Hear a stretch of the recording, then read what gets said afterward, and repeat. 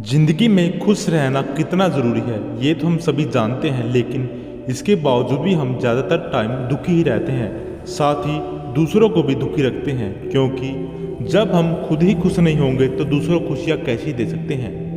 आज की वीडियो में आपको बताते हैं। बहुत समय पहले की बात है, नॉर्थ चाइना में 3 मोंक्स रहा करते थे। उनका नाम किसी को नहीं पता था, क्योंकि उन्होंने कभी अपने बारे में कुछ कहा ही नहीं। चीन में आज भी उन्हें बस 3 हंसते हुए मोंक के नाम से जाना जाता है। वे तीनों मोंक हमेशा एक साथ रहते थे और गांव-गांव घूमा करते थे।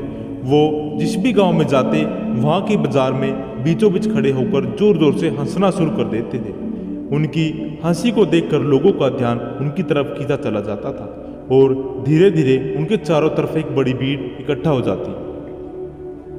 वे इतनी एकाग्रता व संपूर्णता के साथ हंसते कि उनकी हंसी देखकर सारा गांव हंसने लग जाता, और जब वो पूरा गांव हंसी के समंदर में डूब जाता तो वे दूसरे गांव चले जाते। वे ना तो कुछ बोलते थे और ना ही कुछ उपदेश देते थे, ना ही कोई शिक्षा। वे जहां भी जाते अपनी हंसी से ऐसा माहौल बना देते कि लोग सपने सारे दुख दर्द भूलकर बस हंसने लग जाते।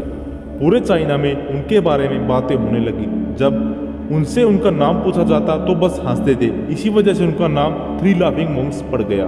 वो मोंक इस तरह से हंसते थे जैसा कि उन्होंने इस संसार में खुशी को या भगवान के मजाक को समझ लिया हो, और उन्होंने सिर्फ अपनी हंसी से पूरे चाइना में इतना आनंद फैला दिया जितना आज से पहले कोई नहीं फैला पाया। पूरे चाइना में घूम घूम कर लोगों को हंसाते हुए समय के साथ वे तीनों बूढ़े हो गए, और एक रात जब वे गाँव में ठहरे हुए थे और उन तीनों में से एक मोंक की मौत हो गई। ये खबर सुनकर पूरा गांव दुखी हो गया। गांव वालों को लगा कि शायद आज के दिन वो 2 मोंक जरूर रोएंगे, और यही देखने के लिए हर कोई उनसे मिलने आया। जब सुबह हुई तो पूरा गांव इकट्ठा हुआ, लेकिन वो दोनों